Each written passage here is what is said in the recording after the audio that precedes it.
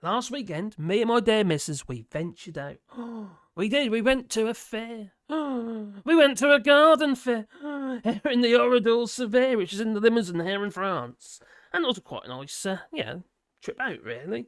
And we bought some old varieties of tomatoes, what have you, and checked out some of the other stalls. And there was a guy there doing wattle fencing and then demonstrating machines and stuff like that as well. Various lawnmowers. The usual stuff you expect at a garden fair. Anyway, there was a stall. And on the stall, which I was very interested about, was all this promotional material for a charity. It's a charitable stall. And all this charity was about birds, wildlife, rewilding. As you know, I'm very interested in that because we're doing rewilding here in France. There's links down below if you want to know more about it. And also, there was they partnered up with another, on the same stall, with another charity which was against solar panels. In particular on fields, on farmlands, etc. Well, they were adamant that they were bad for the environment. Now, for one, I disagree. I really do, which I'll explain in this video. It's my opinion, But what I managed to establish, quite frankly, speaking to these, these people, they were very nice, and they gave us a book about birds and stuff like that. They were lovely. And I will be in contact with them, well, of course. That's a good way for me to improve my French as well. Well, the thing I did establish, I was just speaking to them, and I wasn't going to go right down that old rabbit hole because I'd never get away. All they really cared about is what they looked like. They don't like to see them. It wasn't really about the birds or all that sort of stuff.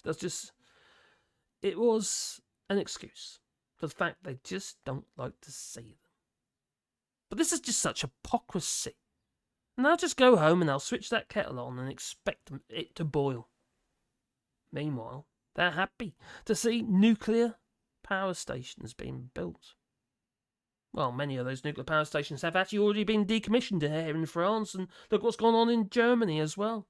Everywhere is trying to go more environmentally sound, carbon neutral. Well, like I say, you can't have it both ways. You've got to get your power from somewhere. In the UK, we have our own bunch of idiots such as Nigel Farage and Jacob Rees-Mogg off Cap 4, like that walking penny farthing. Oh my God. Ooh. Scary man. Well, they also oppose solar and wind turbines, pretty much on the basis of what they look like. But they are in the pocket of corporations. They want to feather their own nests, don't they? Anyway, please beat the old like button.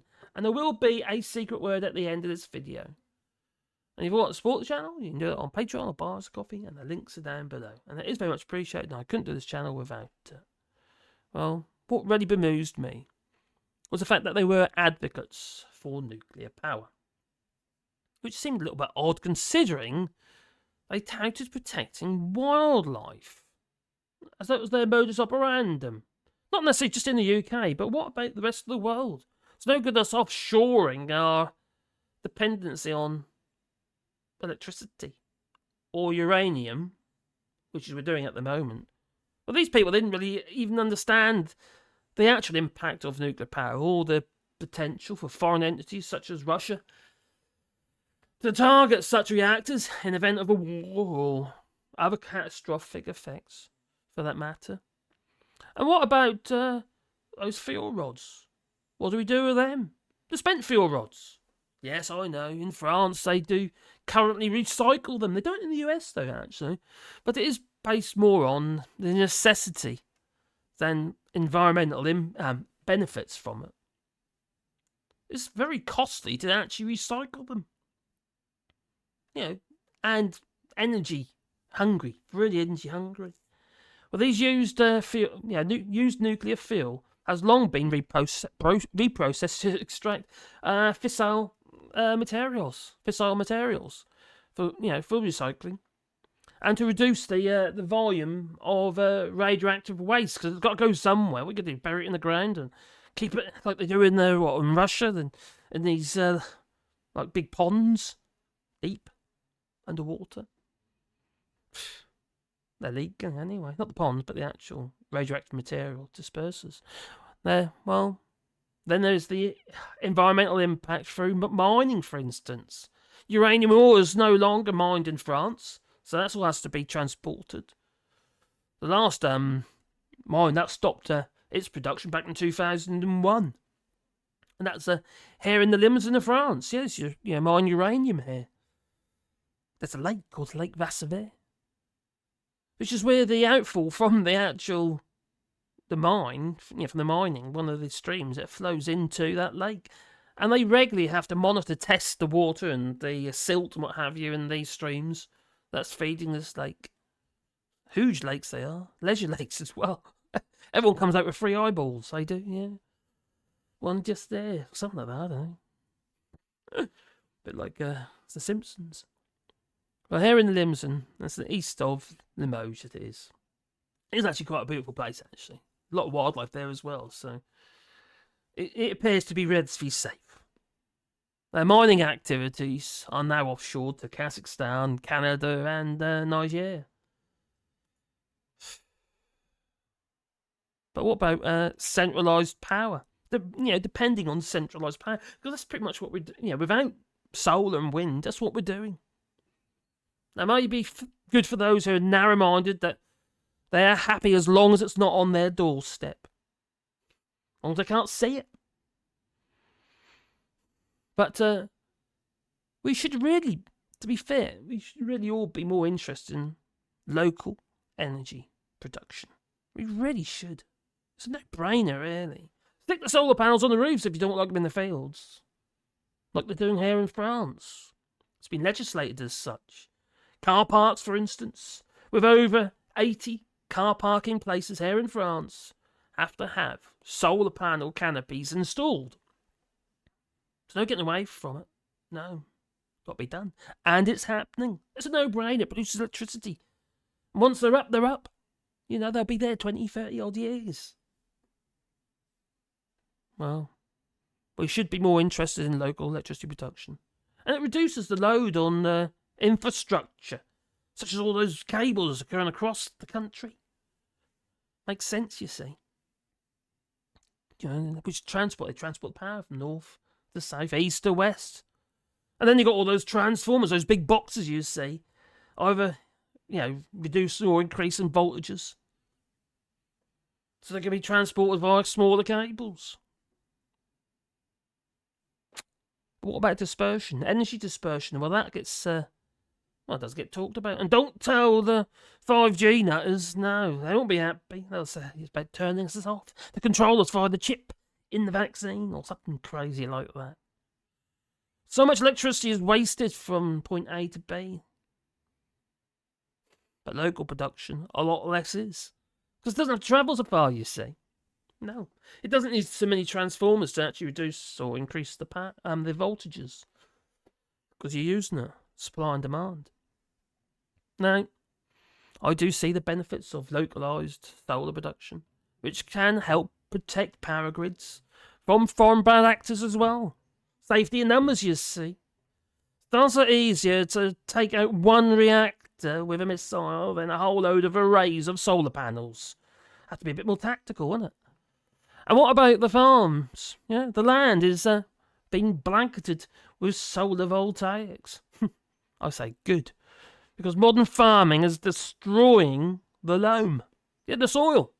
It's lost its structure and microorganisms, what have you. Little life, That's what makes the soil healthy. You know about worms, we all know about worms. You know about worms in school, I'm sure. Yeah, little wiggly worms. Worm pea is a great fertiliser. But they can't survive if you keep turning the soil over again and again and again, multiple times a year. You're just killing them off. Well, it's also polluted with toxins from the farms, which kill habitats, let alone the neonics and other pesticides that are killing the bees. Now, years gone by, we used to rotate the fields for crops, but today we apply a medley of chemicals to grow crops, often more than once a year. Tilling breaking down the soil into dust. Now, peer-reviewed studies have concluded that we're losing our topsoils, and our current trajectory, that this light sod is literally potentially could be blown away by 2050. Not as entirety, but be much reduced. Now, we need to be looking after our soil. We really do. We can't carry on the way we're farming at the moment. It's not how it used to be done. Too intensive now. We expect too much from it. We should allow Mother Nature to do the job of reconstructing our soil. But how do we do that when we keep farming it? We keep turning it over. You can't necessarily do that when you've got solar panels, arrays over that farmland. I know we've all got to eat. So I think we should be, reconsidering the way that we farm and maybe utilise that age-long farming method of leaving land fallow. Intensive farming is destroying ecostructures. I think of those large arrays of solar panels as a way to regenerate. Kind of a imposed fallow. So solar panel arrays that I mentioned earlier, like covering land here in France, they might be there for 20, 30 odd years. And the soil underneath them will be like virgin soil, It'll be lovely. All sorts of little creatures will be living in it, and if you ever want to plant on it again, it'll be so fertile. Well, solar farms are don't just improve the quality of the soil, but also contribute to higher crop yields. Well, I wonder how that could be if you've got solar panels on them. I'll explain in a moment. They don't have to be installed in the way that we're installing them. There are other ways. It's called agrovoltaics. The studies have found that the soil beneath PV panels contain more nitrogen and carbon without being compacted. Than in the equivalent non-grazing location. I'm not talking about farms, okay? I'm talking grazing. Where you have animals pooping on it. And yet there's still more underneath these solar panels. More nitrogen, for instance. Which is basically the growth ingredient in any fertiliser. Got your potassium, phosphorus and what have you as well. But John Innan's mix, as they call it. Well, but if you're more concerned about land for farming instead of vertical farming or growing your own, yes, that's another pastime we seem to have forgotten about. It's not that popular these days, is it? Because most people are flipping lazy, to be honest. Oh, dare you ever pick up a spade and till the soil by hand? Oh, dear me. Oh, is that too much like hard work? I broke a sweat. Instead of going down to the gym, go to the garden if you got one.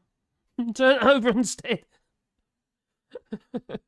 Well, do you live in one of them modern houses? With no garden. I used to help build them, I did. Quite interesting when I was talking to Wilcon Holmes, one of the managers, and he said to me, "Do you reckon you could source us some smaller furniture?" I said, "What? It's already tiny." Well, they have small furniture than the display houses, you see. It makes the houses look bigger.